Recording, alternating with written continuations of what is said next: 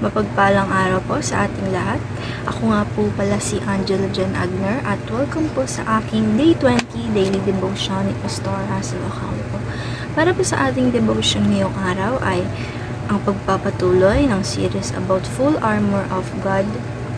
At ang topic po natin ngayong araw, August 16, 2024 ay Armor of God, Helmet of Salvation. At ang scripture po natin ngayong araw ay Ephesians 6 verse 17. And take the helmet of salvation and the sword of the Spirit, which is the word of God.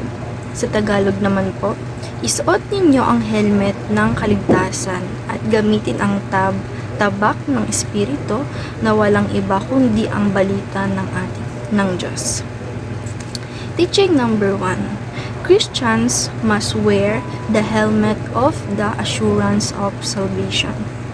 Ang assurance of salvation daw po ay ito daw po yung isuot natin ang assurance o kaligtasan na binigay sa atin ng ating Diyos. At ang kaligtasan na kailanman ay hindi mawawala sa atin. At ang ibig sabihin daw po ng assurance ay kapag tinanggap mo si Lord sa buhay mo, tinanggap mo yung salvation niya is habang buhay ka ng maliligtas. Teaching number 2, Christians saved by Christ cannot be unsaved by Satan. Ang mga niligtas daw po ni Jesus na mga Kristiyano ay hindi kayang ipahamak ni numan o kaya si Satanas. Hindi tayo kayang ipahamak ni numan.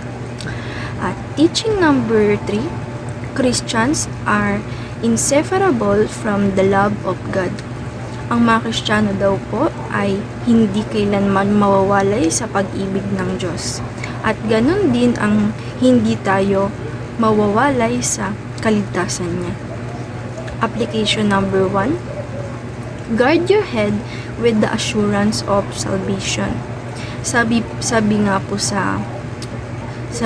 na suotin daw po natin ang assurance of salvation that we all know that we are secure. Kapag alam natin na secure tayo o internally secure, kahit kailan ay hindi tayo maaagaw ng kalaban o si Satanas paman sa ating Diyos.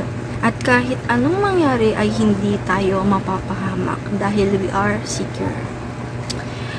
Application number 2, give your all since you have nothing to lose.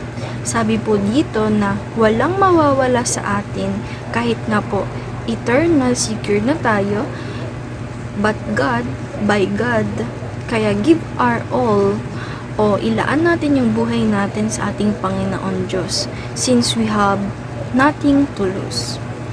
And application number 3, gear up for the battle that Jesus is fighting for us. Ang sabi po dito ay lumaban daw tayo for us, lumaban tayo para sa ating buhay na bigay ng ating Diyos. Dahil walang mawawala sa atin, nothing to lose for us, kaya ilaban din natin o ipamuhay natin ang pinapagawa sa atin ng Diyos. Dahil hindi lang to mission din to ng ating Panginoon. Para makumpleto sa hinaharap at lahat tayo ay invited, kasama tayong lahat sa mission na yon. Para ito ay sa magandang mundo at dapat din nasuotin natin ang helmet of salvation dahil dito ay forever tayong saved. Diba? Forever tayong maliligtas, secure tayo by God. And discussion, since we are eternally secure in Christ, how does this truth inspire us to serve God?